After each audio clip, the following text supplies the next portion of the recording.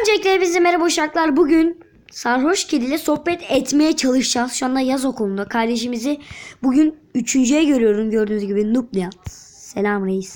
Nubliat. Sağ. Bu arada benim Nubliat hesabım var. Bilenleriniz bilir. Fake hesap. Onunla yakına Sarhoş Kedi'nin eşyalarını bulup milleti trollemeye çalışacağım ama büyük ihtimalle.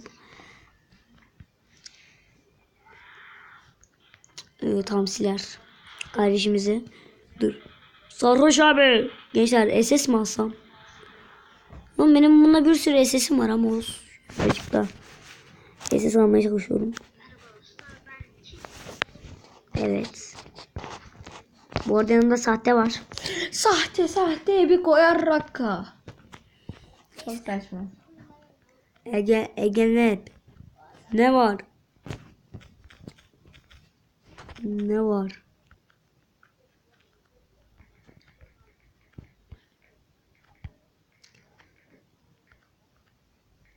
Çocuğun ismi Pervane GT.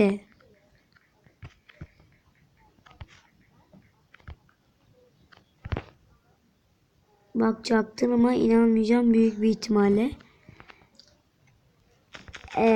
Ben Beyaz Kurt. Bekle. Yan hesabıma geleceğim.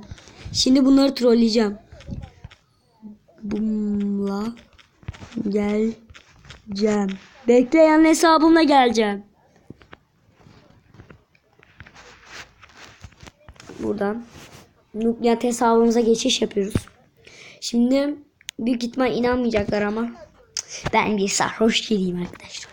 Evet, yaz okulu giriyoruz. Sağ geldim.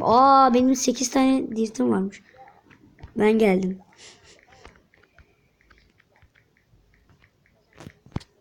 Ben geldim. Pervane. Pervane neredesin? Pervane, Allah belanı versin Pervane. O Pervane'yi ne yaptınız? Bak. Geldim.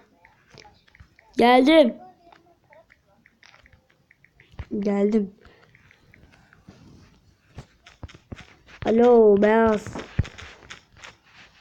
Beyaz. Lan. Bu arada benim ses full mü? Tamam. Lan. Neyse gençler, biz konumuza dönelim. Evet arkadaşlar, benim de videom yükleniyor. İşlemeye başlar. Neyse gençler, bu videonun sonuna gelelim. Umarım videoyu beğenmişsinizdir. Eğer ben sizi beğenmeyi, özellikle like atmayı unutmayın. Kendinize iyi bakın uşaklar.